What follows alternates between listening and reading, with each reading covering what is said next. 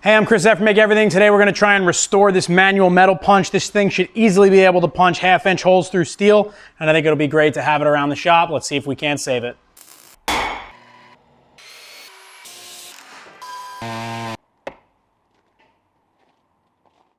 So I picked up this old metal punch from a sculptor's shop who had passed away. It'd been sitting outside in the mud in the rain for a long time, but considering how heavy it is and the fact that it has a half-inch punch and die in it, I think it might actually be a really useful tool to have. Now the first thing is trying to get that screw loose, and it is very stuck. With a 6-inch bar, I can't get it to move.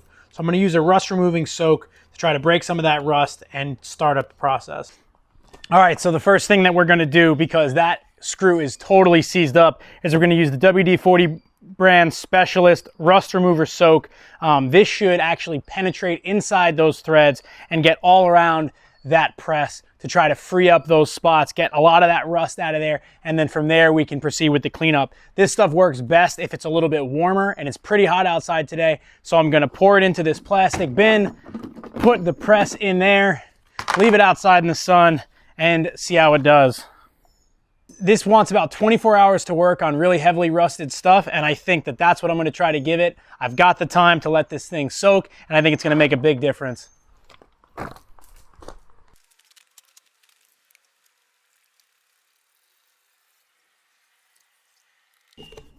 So this gallon almost covers the whole thing. There's a little bit sticking out, so what I'm going to do is I'm going to put something in there to displace that liquid so that it covers this little corner. I take an old sledgehammer head and put it in there, and it helps cover the rest of it. I let this sit for 24 hours, and you can see that the solution turns dark from all that rust dissolving. And now with a little wire brush and then some water, which is kind of described in the instructions, you can see how quickly I'm able to kind of wash off the part, and you can see just how well that rust remover worked. Now the hope is that it crept inside those threads, because I really need to be able to unscrew this thread in order to actually use this item. You know, if I can't get that screw box freed up, there's really nothing I can do. So I tried with like a 5-foot breaker bar, couldn't get it to go, so I busted out the rosebud to try to heat it up and see if that would do it.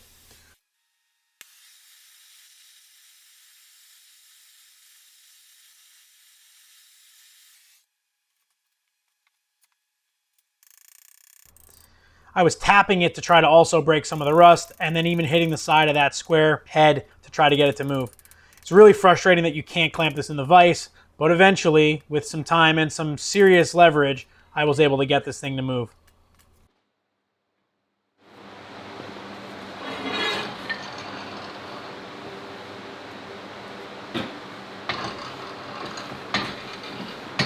Oh.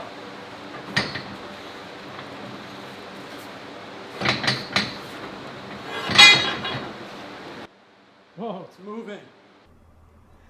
I was super excited that I was able to get that screw freed up, and then I just went through the process of screwing it out.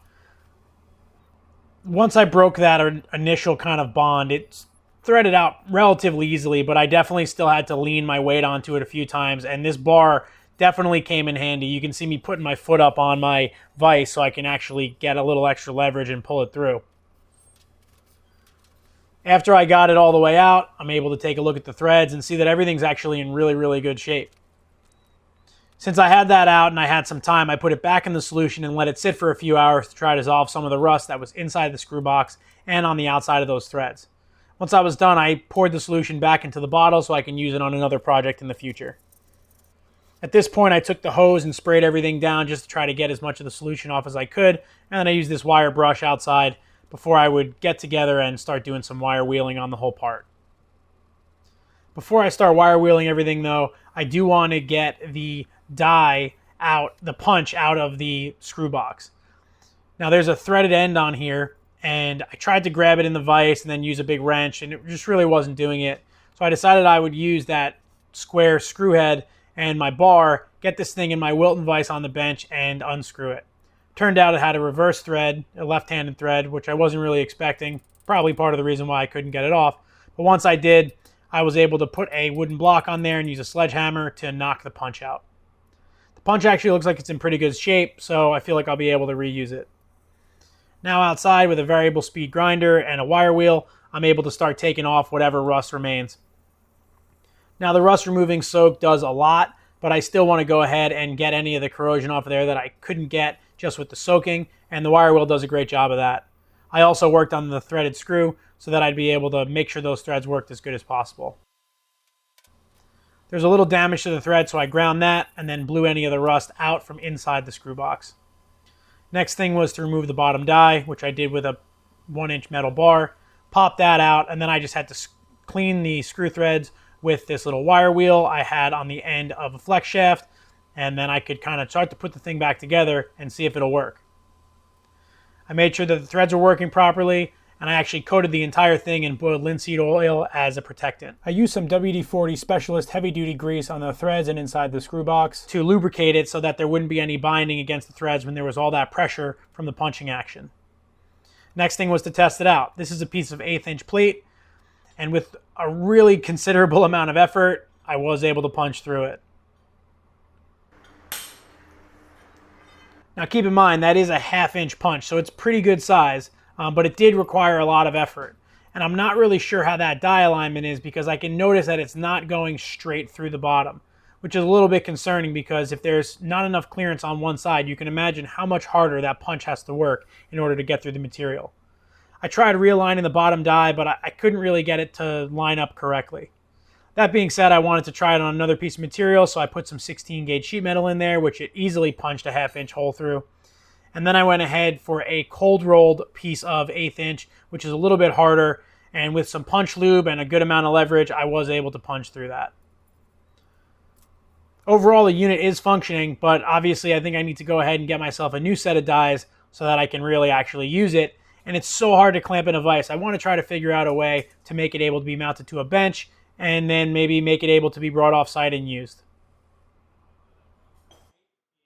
All right, that about does it for this video. This was a fun restoration, and honestly, I'm shocked that I was even able to get this thing freed up. I got this from an old metal sculptor shop, and I found it outside in the dirt where it had probably been for many, many, many years. So the fact that I was even able to free it up and get it looking as good as it does and actually functioning is really cool. Now, this isn't the most efficient way to punch holes, but maybe in a scenario that I can't get a drill somewhere, and if I get new dies, which I'm going to look into, I think this thing could actually be really useful to have around the shop. It's very hard to clamp in a vise, which is kind of frustrating because I guess the original intent would you'd like hang it over the edge of like an I-beam or a piece of angle, and maybe if the piece was big enough, you wouldn't actually have to hold the piece and then turn the screw. This would basically be like latched on the piece, and you would just crank this, and eventually it would punch a hole in whatever that material was. The die alignment is a little messed up, and like I said, if I get new dies, maybe that'll save that and fix it. I don't know, I got to play around with it a little bit more. But either way, it was a fun restoration, and I'm glad that it's working. And it did punch a couple holes in some 1/8 inch angle and a piece of 1/8 inch plate, so there's that.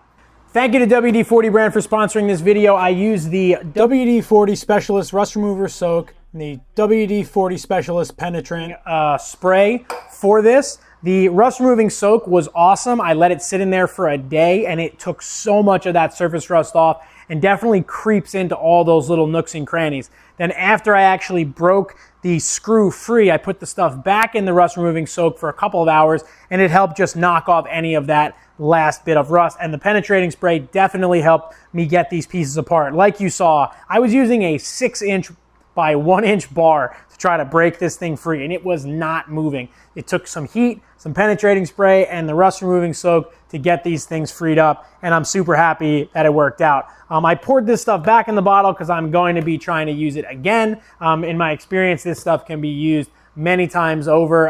It does eventually lose its effectiveness over time, but it's not a one-and-done product, which is really cool.